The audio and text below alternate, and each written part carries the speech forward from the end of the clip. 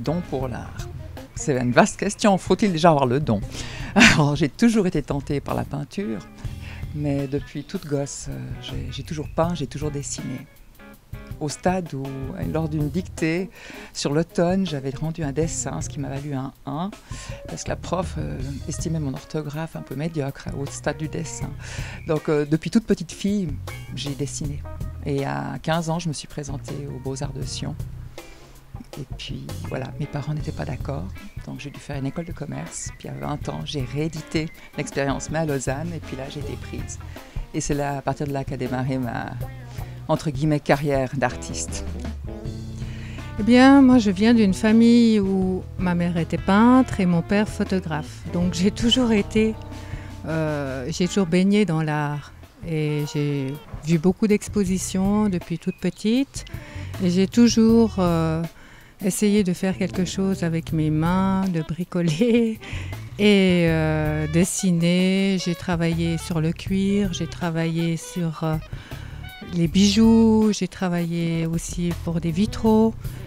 J'ai fait de la peinture sur habit. Et après, je suis arrivée jusqu'au maquillage fantastique. Et donc, j'ai commencé à sculpter sur des personnes. Et c'est depuis là que la sculpture, vraiment, les trois dimensions m'ont vraiment intéressée. Et c'est de là que c'est venu la sculpture.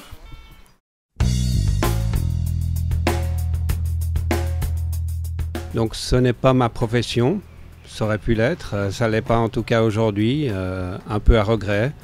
Mais par contre, l'avantage c'est de pouvoir créer sans pression et de pouvoir exposer lorsque j'ai envie de montrer ce que je fais.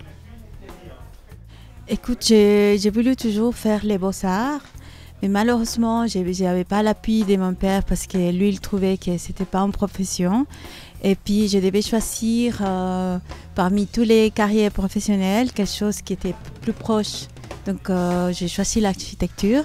Ça, c'était d'abord. Mais en même temps, je faisais la peinture à l'huile pour moi.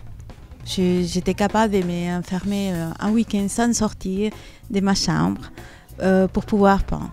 Et puis après, j'ai fait l'école de graphisme 300. Et puis quand je suis arrivée ici, j'avais jamais laissé de faire mes tableaux. Et puis ici, j'ai commencé à faire pour moi, pour mon appartement.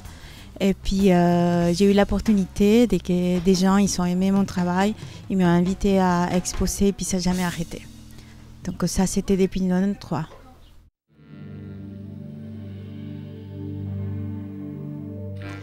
Alors non, je ne m'inspire pas d'autres artistes. J'aime beaucoup Zabouki, mais je garde ma personnalité. Non, mais il y a des artistes que j'estime beaucoup. Il y a une phrase de Picasso que j'ai trouvée très importante au départ, qui était que l'artiste devait être une volonté de reconstruction. Donc à partir de là, j'ai essayé de suivre cette image-là dans l'art, c'est-à-dire que tout est possible, tout est transformable en peinture. En fin de compte, il n'y a pas de bon ou mauvais sujet, il y a des sujets, puis après il faut les traiter. Mais comme artiste de référence, c'est Bacon. Bacon m'est très proche, au fond. Je suis très sensible à cet art qui est sensitif, intuitif et très bouleversé. Voilà.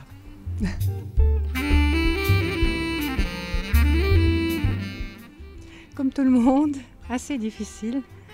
Mais bon, peut-être que ça va devenir... plus de problèmes, on espère, hein, toujours, il faut être positif. Ah oui, je pense que pour la majorité, si ce n'est pas pour dire pour tout le monde, c'est difficile. Ben, je dirais aujourd'hui plus qu'hier, je pense, mais c'est quelque chose qui vaut de la peine de le faire. Pour la majorité des artistes, je dirais oui.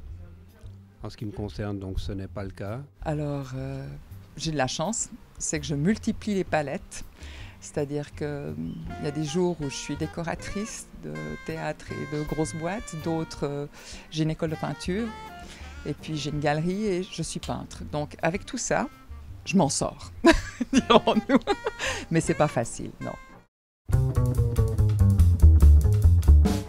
Alors là, je prendrai un exemple. Chacun a une vision de l'art différente. Hier, j'avais l'occasion de voir de la paille descendre devant mes yeux. Et j'ai fait la remarque aux paysans qui étaient avec moi que c'était magnifique, ça ferait un tableau magnifique. Il a secoué la tête. Donc, quelque part, je me suis rendu compte que c'est vrai que avec quelque chose de simple qu'on voit tous les jours, si on arrive à montrer quelque chose de différent de ce qu'ils voient, ça c'est de l'art.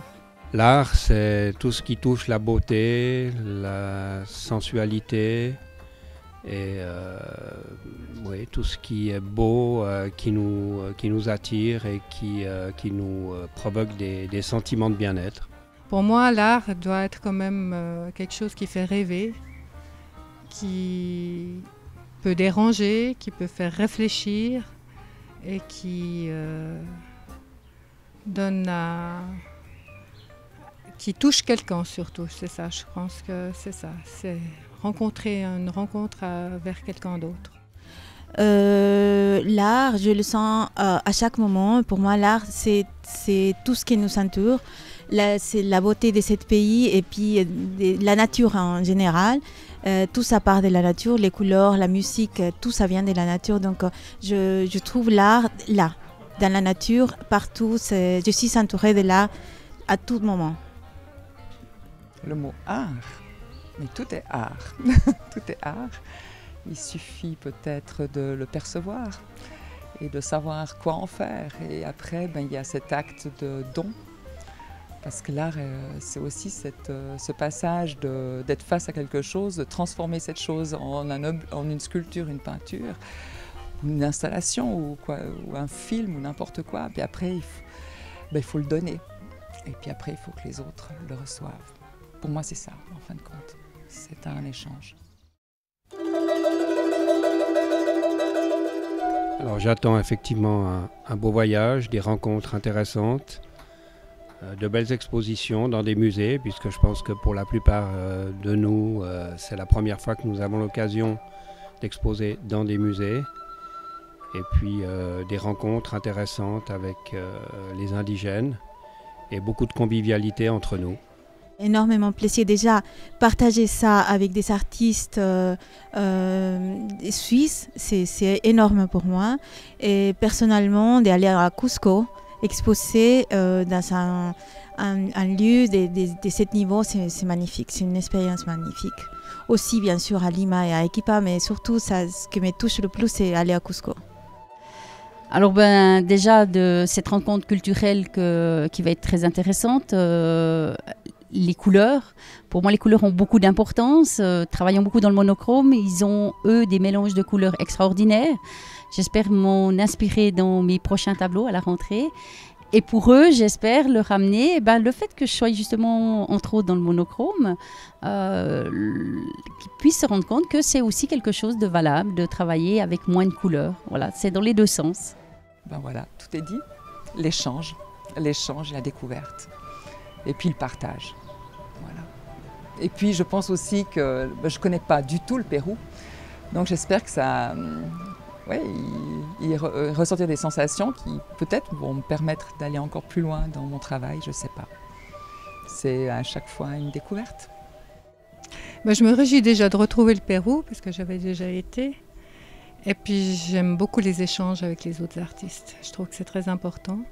Et puis, je trouve qu'il n'y a pas de frontières pour l'art, justement. Donc, il n'y a pas de pays et c'est ça qui est intéressant. Donc voilà, ça va m'apporter, je pense, beaucoup de choses. Et j'espère qu'on va leur apporter aussi beaucoup de choses quand ils vont revenir. Donc cet échange est très important. You shake my nerves and you rattle my brain. Too much love drives a man insane. You broke my will, what a thrill. Environ 4 à 5 ans. Mon arrière-arrière-grand-père, il jouait du piano, puis il était chef d'orchestre, puis mon arrière-grand-père était violoniste, plus chef d'orchestre. Au conservatoire à Fribourg. C'est Haydn, Beethoven et Mozart. Ouais, à peu près, mais bof pour le travail.